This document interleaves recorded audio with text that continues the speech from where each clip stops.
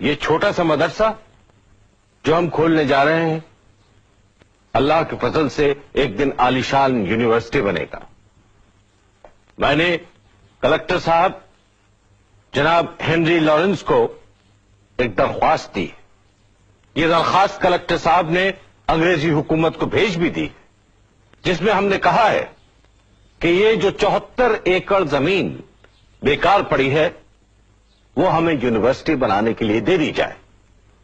اگر اتنی نہیں تو کم سے کم اتنی زمین ضرور دی جائے جس میں ہم ایک اچھا کالج بنا سکیں.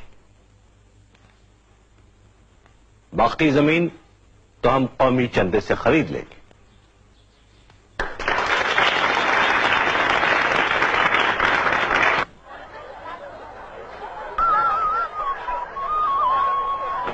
شکریہ بھائی ادا.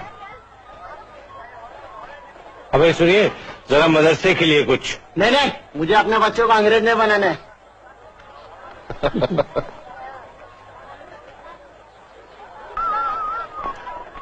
لاؤ بھی.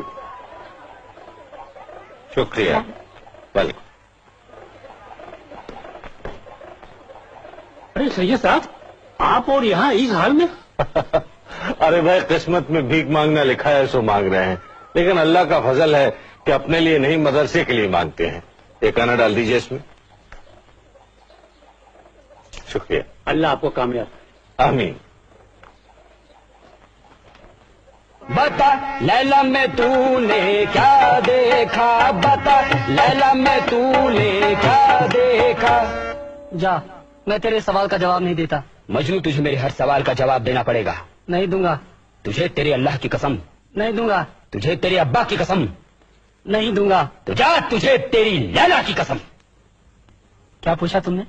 بتا لیلا میں تو نے کیا دیکھا، بتا لیلا میں تو نے کیا دیکھا، بتا لیلا میں تو نے کیا دیکھا، بتا لیلا میں تو نے کیا دیکھا. میں نے لیلا میں نور خدا دیکھا، میں نے لیلا میں نور خدا دیکھا، میں نے لیلا میں نور خدا دیکھا، میں نے لیلا میں نور خدا دیکھا.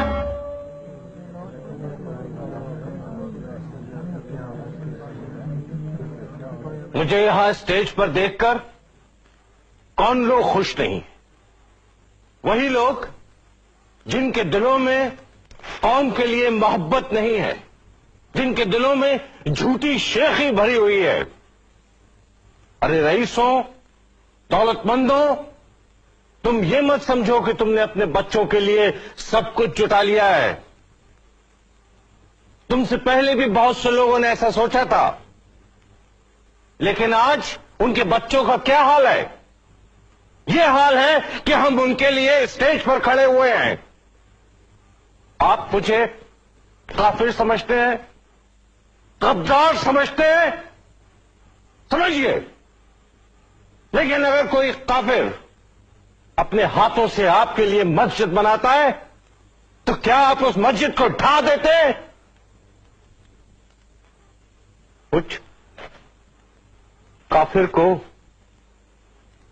یہ مسجد، یہ مدرسے بنا لینے دیجئے، میری محنت پر رحم کیجئے.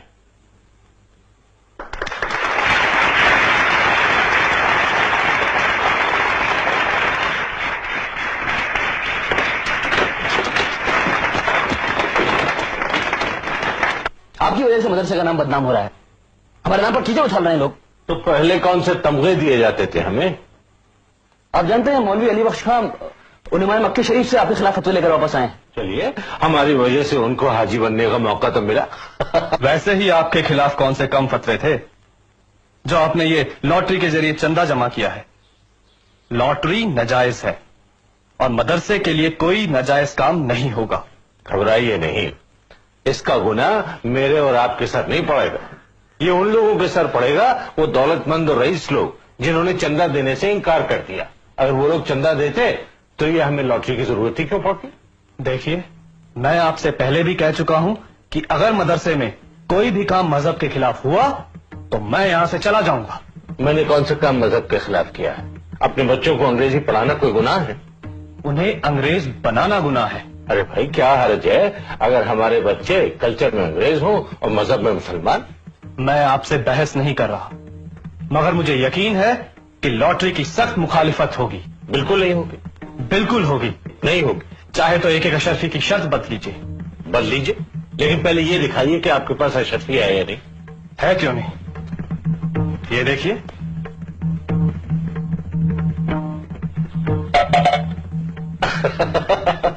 अब देखिए, मैंने आपको गुनाहगार होने से बचा लिया, क्योंकि शर्त बदलना लॉटरी से बड़ा गुनाह है। अब निकालिए एक और अशरफी।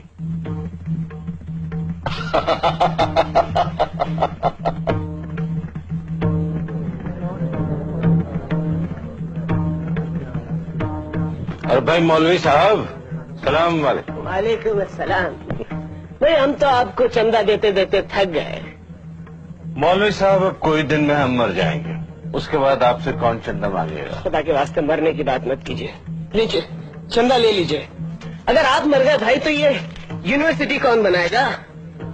खुदा हाफिज। ये कॉलेज आज जिसका संगे बुनियाद रखा गया है, एक तवील अरसे से मेरी जिंदगी का वाहिद मकसद रहा है। हमारी तमाम मुसीबतों और हमारी तरक्की का एक ही रास्ता है, एक ही हल है, तालीम।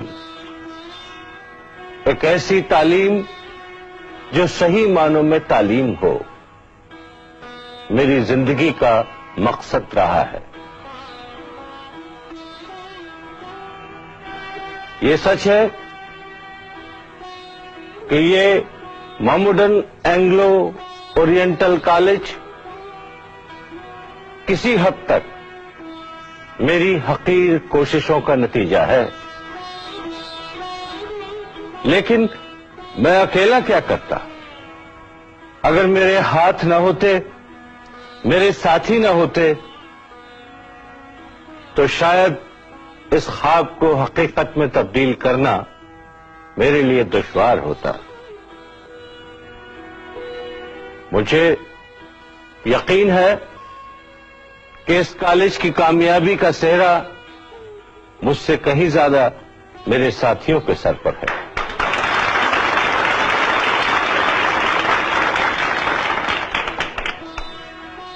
मुझे ये देखकर इत्मीनान होता है अपनी जिंदगी के आखिरी हिस्से में कि जिस काम ने मुझे इतने अरसे तक बांधे रखा,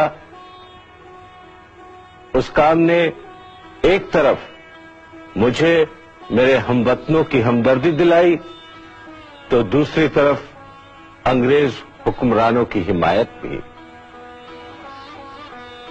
कुछ अरसा जाता है, मैं आप लोगों के बीच में नहीं रहूंगा, लेकिन अगर अल्लाह ने चाहा तो ये कॉलेज तरक्की करता रहेगा और मेरे हमवतनों को तालीम की दौलत से माला माल करता रहेगा। शुक्रिया।